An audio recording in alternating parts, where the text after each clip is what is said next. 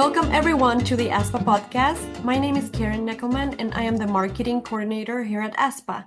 Today we are with Gabe Cappozzo. He's HR director at Beach Park School District 3, Beach Park, Illinois, and Dr. Cherrissa Gibson. She is assistant superintendent of HR and professional development at Pennsbury School District, Fairless Hills, Pennsylvania. Hello guys, and thank you so much for joining us today. Hello, happy to be here. Yeah, hello. Thank you for having me. So before we start, can I ask you to introduce yourselves with like a short bio and so we can get to know each other a little before we start? So, Dr. Cherrissa Gibson, as was introduced, my role is assistant superintendent. I oversee all hiring and recruitment and benefits administration for a large suburban school district. Fairless Hills is in the suburbs of Philadelphia, just for context.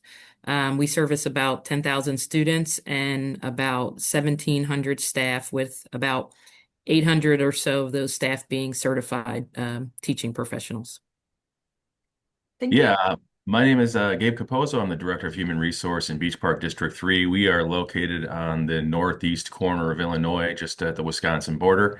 I've been in the district for 19 years, started as a substitute teacher, worked through education as a special education teacher, had various administrative roles. It's my third year in the Director of Human Resource position. I focus on hiring, recruiting, retention, and policy and procedure. We have just the opposite size district. We are a rural district with 5 schools. It's an elementary district, so we're not unit. We don't have a high school. We have 4 elementaries, 1 middle school, 200 certified staff, roughly 360 total staff in all, and just under 2,000 students. Okay, Wow. thank you for that. Today we're talking about solving the special education teacher shortage, how districts are growing their own educators. So to start, can you talk about grow your own programs and why you guys are taking that path? So we have focused in on a Grow Your Own program to help us with some of the vacancies that we were having difficulty filling for us specifically in the area of special education. I would say probably right after COVID, we started to see some real significant challenges with filling special education teacher positions. Um, some of those challenges were stemming from, I think, a lot of people right around that time period were, having kind of life decision reflection and leaving the profession, but also just generally, at least in our state, the number of folks going into teacher preparation programs and earning certifications was drastically decreasing over time. So we were having difficulty filling special ed in general, but specifically in areas such as autistic support, life skills, and other specialized programming areas. So we decided to pursue some of the Grow Your Own programs. Yeah, it's very similar to everything that Dr. Gibson has stated with regard to just the inventory of students going and coming out of programs. Our location doesn't help, nor does the size of our district. So historically, we've struggled with filling special education positions. We do have a program that I'm very proud of with regard to how we service our special ed students. We have a total of 25 um, special education teachers, and historically, there's always between 6 and 8 that we use contractual services for. We appreciate that service, but we've always been looking at how we can continue to grow our own. And when we had the opportunity to meet with BloomBoard, it seemed like a really good fit. And this is our very first year utilizing BloomBoard, and I'm working through our very first cohort. So we are surrounded by affluent districts, and it's difficult just based on our populace, our levy, and our community to compete with salaries. But we do a pretty good job with that. In our location, just it's rural, so there's not a lot of attraction. The best thing about our district is it's directly between Milwaukee and Chicago. So there's plenty to do around, and we're on Lake Michigan, which is great. But we historically have had, a 30% deficiency in full certified staff in our special education programs.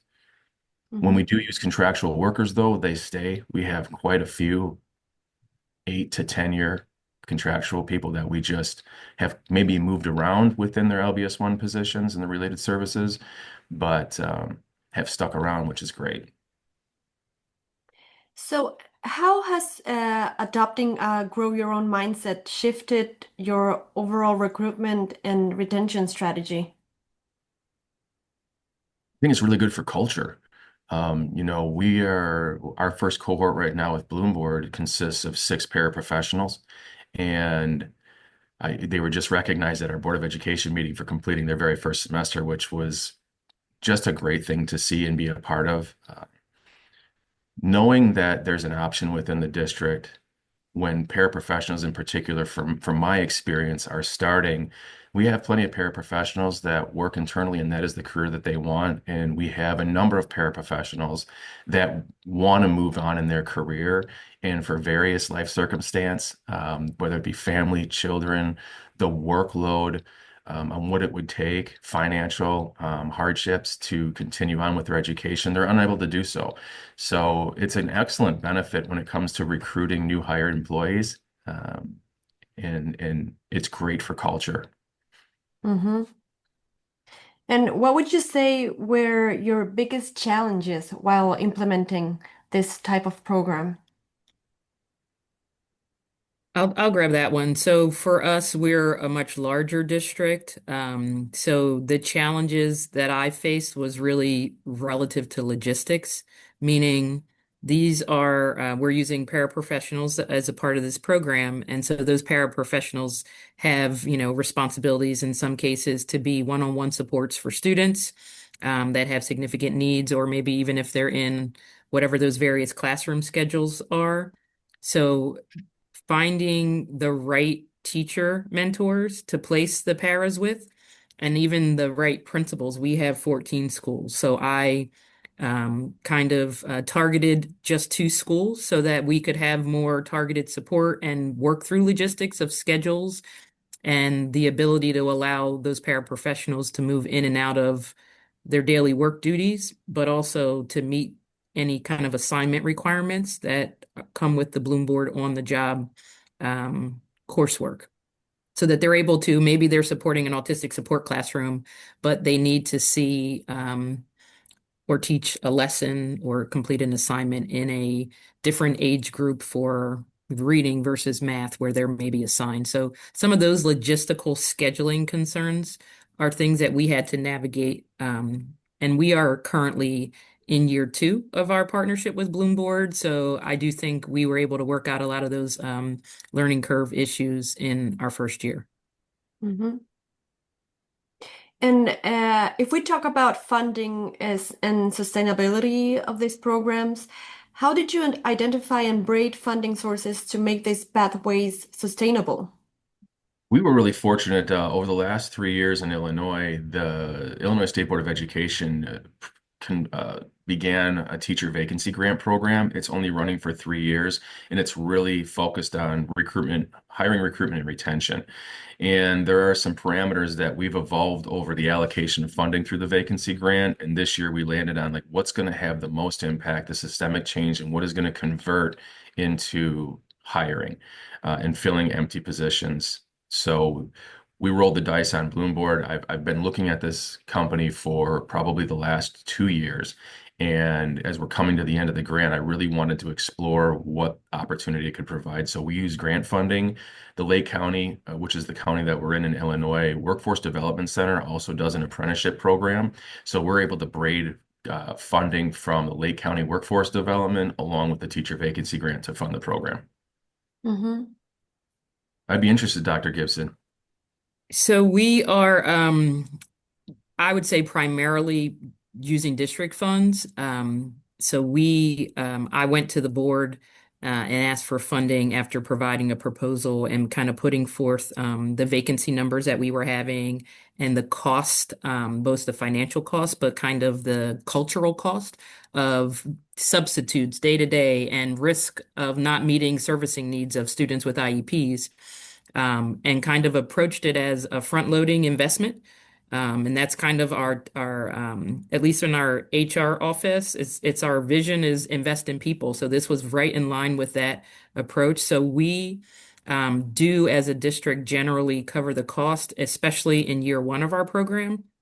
We provide we call it our tuition subsidy for these folks that participate. But then at the end of year one, we were able to, similar to what you spoke about, get access to the local county workforce board funds for reimbursement, which does reimburse um, roughly about half the cost if we qualify for those funds.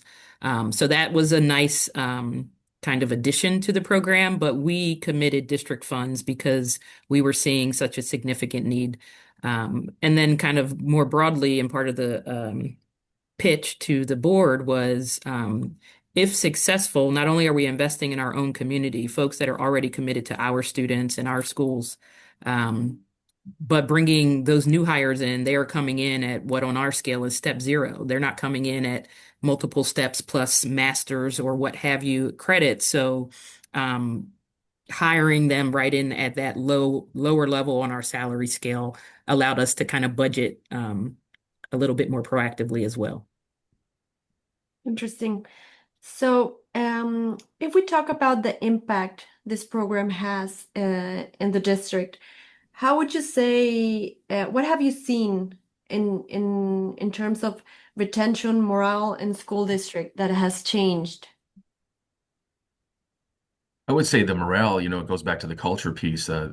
It's a really profound experience to see the excitement that's been generated based on the opportunity to be able to have the capacity to be in a program where you could do an apprenticeship type program on the job portfolio based teacher certification while work and not interfere with your life outside of work.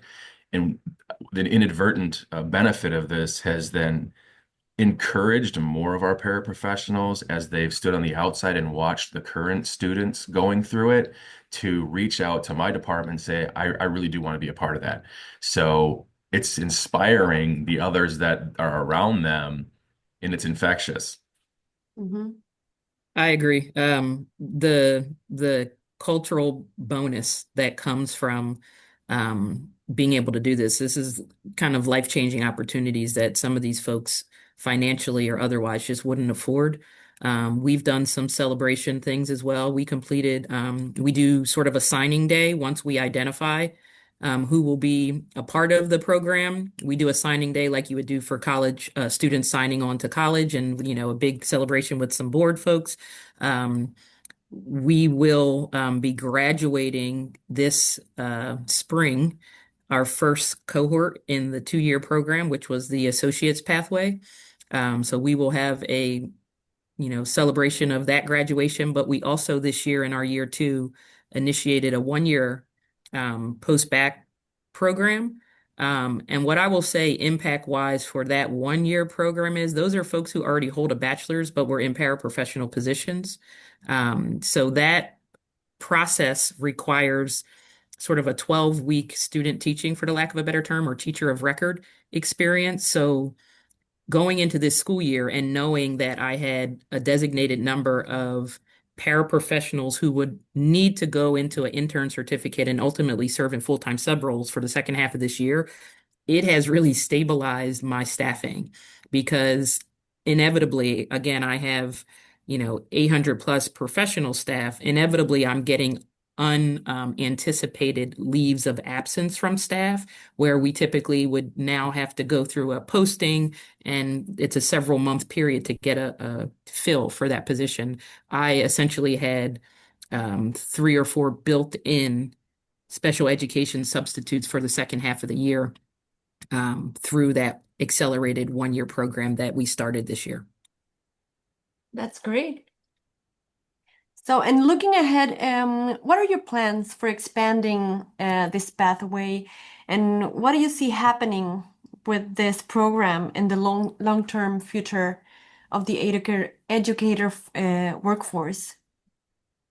Well, for us in our district, this was really a test to see if we'd have anyone would be interested, if we'd have people enroll, and what success rates would be. And right now we're at 100%. The 6 that went through made it through their first semester.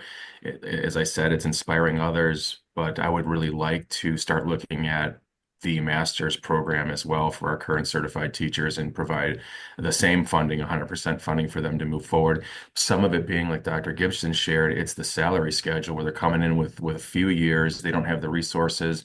The way our collective bargaining agreements are built, we're fortunate. Our paraprofessionals after 2 years qualify for 100% tuition reimbursement. So as we look at the longevity of utilizing BloomBoard for paraprofessionals, we already have something built into their collective bargaining agreement. It's not the same for our certified educators. It's a 50% tuition reimbursement based on a local state college tuition. So I would really like to see what the interest would be for our current teachers under a similar model to continue their education in a master's program.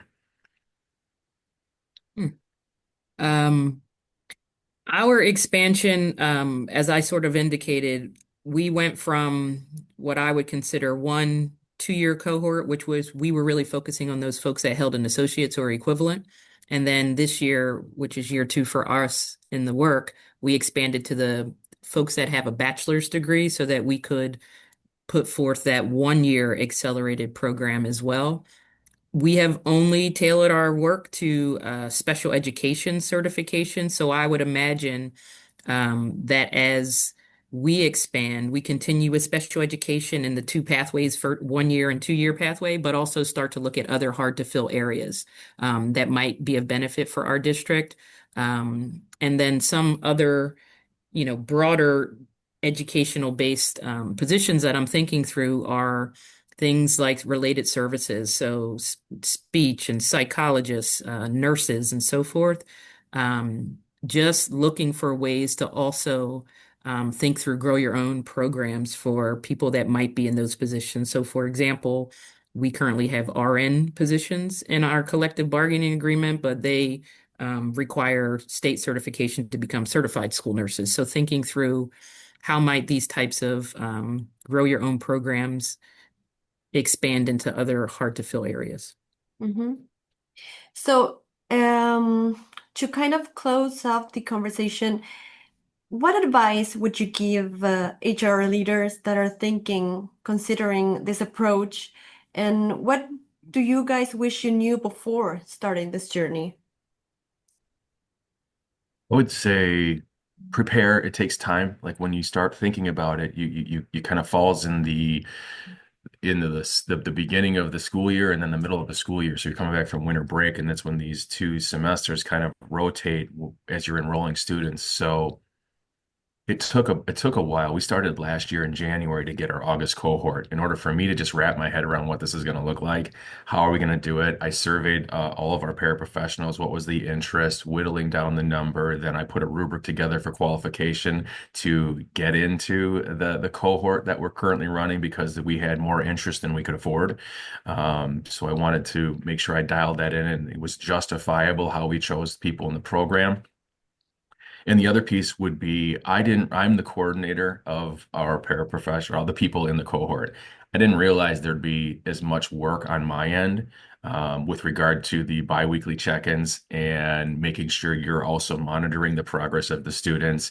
I've spent a lot of time communicating with the students in the cohort as we got closer to the end of the semester and they're not necessarily on track to complete their program, giving them encouragement.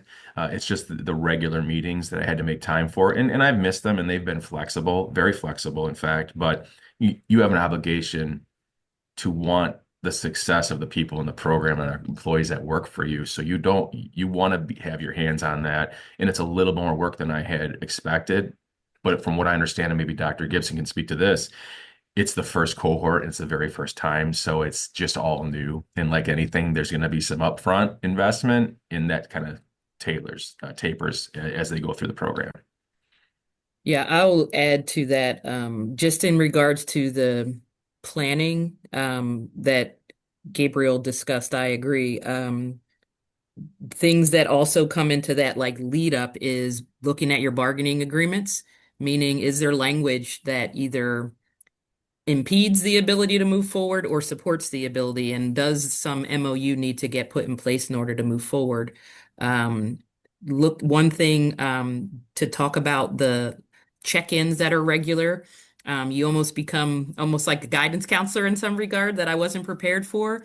One thing we did do, and maybe this would help, we approached it in a similar fashion as we do our new teacher mentors for like teacher induction. So I assigned an existing staff as kind of the mentor for our folks in the program just to give them a little bit more support than I personally was able to give due to kind of competing responsibilities. So we in year two were a little bit more structured around establishing a mentor touch point for the people in the program. And then one piece of advice or something I wish I had known sooner would be looking for those funds that are available through like workforce boards and things of that nature, so that as you're going into the proposal with the board, whoever it may be, that you've exhausted all those possibilities of how you can fund such a program. Great advice. Well, I want to thank you both for joining us today. This conversation was great, and I hope you decide to join us again. Thank you, you for guys. having us. Really appreciate it. It's been great. Wonderful to meet you, Dr. Gibson. Keep Same. going.